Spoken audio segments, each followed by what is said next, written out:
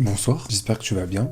Vous avez vu, j'ai un nouveau bob, il a upgrade, nouvelle veste aussi. Vraiment, je suis super fier de moi. Si tu veux savoir comment je l'ai fait et que t'as pas vu mon ancienne vidéo, va voir mon ancienne vidéo. Et ce soir, on se retrouve dans une ambiance un peu spéciale. Je voulais pas être debout, je voulais pas faire le fou, parce que ce que je vais vous raconter va déjà être assez fou comme ça. Et puis aussi, comme je suis en train de prendre un tournant au niveau de ma chaîne, et donc oui, les plus de 40 vidéos que j'avais fait avant sont toutes en privé. J'ai vraiment envie de me concentrer uniquement sur la mode, mais pas en vous faisant des hauls. Et donc je teste un petit peu différentes façons. Et donc ce soir, comme je vais vous raconter des histoires, je me suis dit pourquoi pas se mettre un peu dans une ambiance cool. Si vous voulez vous poser tranquillement, être dans votre lit, sur un canapé, prenez un plaid, enfin voilà. Mettez-vous bien, c'est l'ambiance que je veux instaurer pour cette vidéo. Et donc ce soir, je vais vous parler de 5 tendances mode, mais vraiment qui ont été à la mode de ouf et qui sont assez ridicules. On va pas se mentir, elles sont assez ridicules. On a même certaines qui sont dangereuses, certaines qui sont malsaines, certaines qui sont assez drôles. Et donc c'est parti pour la première des 5 anecdotes mode les plus folles. Donc la fraise, c'est quelque chose qui se met autour du cou. C'est un col de lingerie qui va être plié et ondulé. Donc elle avait pour but de cacher le cou pour mettre en avant le visage de celui ou celle qui la portait. Parce que c'était une mode qui était aussi bien pour les filles que pour les garçons. Son nom vient de la fraise de veau, donc pour ceux qui se demandent ce que c'est, je vais pas mettre une photo parce que c'est un petit peu hardcore. En gros, c'est par rapport aux intestins de veau, et c'est ce qu'on peut voir dans les andouillettes. Les espèces de petites choses un petit peu ondulées, en gros c'est ça s'appelle la fraise de veau, et donc c'est pour ça qu'on a appelé ça la fraise. C'est comme si on se mettait une fraise de veau autour du cou. Alors vous allez me dire, quel est vraiment le problème de ce vêtement-là? Parce que à part la forme et l'utilité, bon, ça c'est propre à chacun. C'est à vous de juger. Moi perso, j'ai pas trop de jugement là-dessus, je trouve pas forcément que ce soit moche, je trouve pas forcément que c'est une utilité pour mettre en valeur le visage. Pour l'instant je le conçois, je trouve pas ça vraiment bizarre. Le problème va donc venir de la dérivée de cette mode.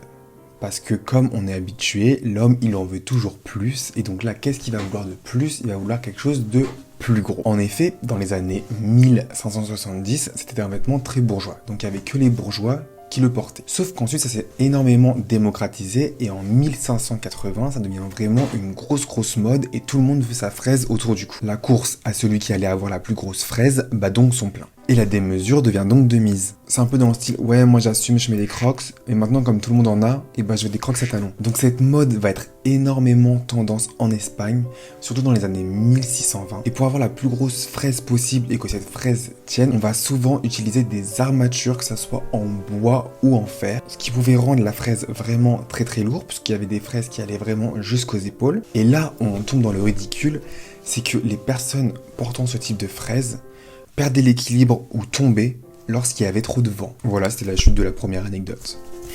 Ne quittez pas, s'il vous plaît. En 1894, le New York Times réalise un article dans lequel il dit que l'explosion d'une mode de bijoux d'animaux vivants viendrait d'être prise à partie par l'organisation contre la cruauté envers les animaux. En effet, à New York, à cette période-là, il y a une mode assez malsaine, donc c'est une mode qu'on voit chez les femmes. En fait, ça va être la mode d'avoir des bijoux en petits lézards vivants. Donc ces lézards vont être accrochés en laisse, donc au niveau du cou, et puis ensuite vont être épinglés, donc soit sur un petit coussin ou soit au niveau du vêtement, pour que le lézard, en fait, par exemple, puisse se balader sur la main. On peut aussi l'accrocher ici pour que le lézard puisse se balader au niveau du cou. Il faut savoir que ces lézards étaient vendus comme des caméléons. Donc en fait, on disait aux femmes que les lézards allaient s'adapter à la couleur de la robe, ce qui était complètement faux, puisque ce ne sont pas des caméléons, mais bien des lézards. Bref, après que l'organisation contre la cruauté des animaux s'en est mêlée, la vente de ces lézards a donc été interdite à New York. Parce qu'il faut se rendre compte que la chose la plus malsaine là-dedans, c'était pas forcément de porter un lézard pendant toute une soirée, c'était surtout que les personnes qui achetaient ces lézards-là ne savaient pas du tout comment s'en occuper après. Néanmoins, cela n'a pas permis d'arrêter totalement la tendance. En 1920, à Atlanta, cela redevient la mode d'avoir un lézard sur soi, notamment dans les cheveux pour réaliser un type de danse spéciale qu'on faisait avec le lézard. Et donc voilà pour la deuxième anecdote. Voilà, c'était encore la super chute de l'anecdote. Alors pour l'avant-dernière anecdote, on va parler des chopines. Alors les chopines étaient des chaussures utilisées à Venise par les femmes pour ne pas salir leurs robes, parce qu'elles avaient souvent de très longues robes, et aussi par rapport aux inondations. Il faut savoir que la hauteur du talon, c'est pas un 10, 15 ou 20 cm. Non. c'était entre 60 et 70 cm. Outre le fait qu'on dise qu'elles étaient utilisées pour ne pas salir les robes, il s'agissait également d'un frein imposé par les hommes vénitiens, puisque avec les chopines, les femmes ne pouvaient pas se déplacer et ne pouvaient pas exercer les activités qu'elles désiraient, telles que la danse, mal vue d'un point de vue religieux. Les femmes qui les portaient avaient un ou deux domestiques à leur côté pour les aider à marcher. L'utilisation des chopines était improbable, et certains ne comprenaient pas le but de cette mode. Les voyageurs de tous les pays visitaient Venise pour rencontrer des femmes portant des chopines à leurs yeux ridicules. En 1430, une interdiction de porter les chopines émane du Maggior Concilio, l'organe politique vénitien. Elle vise à interdire les chopines car considérées comme dangereuses pour les femmes suite à une multitude de fausses couches dues à des chutes dont étaient victimes celles-ci.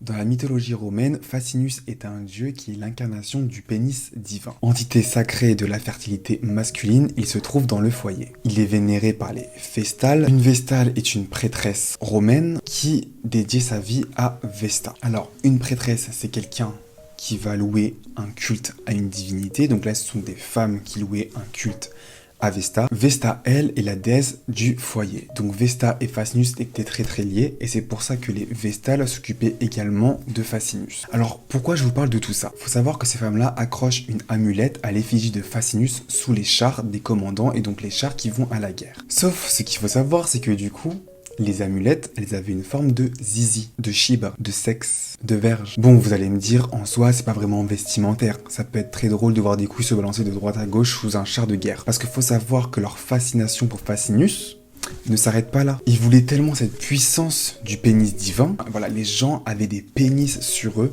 Même pour aller à la guerre, ils avaient des pénis sur eux. Bon, désolé les gars, mais ma caméra est devenue toute noire, donc j'ai dû refilmer cette scène. C'est pour ça que j'ai pas le même t-shirt, puisque on est 3 jours après ce que vous venez de voir. Le petit problème, et j'en suis désolé, c'est que du coup, la chute va être encore complètement nulle. Et 4 anecdotes et 4 chutes nulles. Peut-être que je suis pas bon pour raconter des histoires. Si je suis pas bon, n'hésitez pas à me le dire en commentaire. Si ça vous a plu, n'hésitez pas non plus à me le dire en commentaire. N'hésitez pas à aimer, à partager et à vous abonner pour donner un petit peu de force. Ça fait toujours plaisir. J'espère que ça vous aura plu. Je vous dis à bientôt pour une prochaine vidéo. Portez-vous bien. Salut.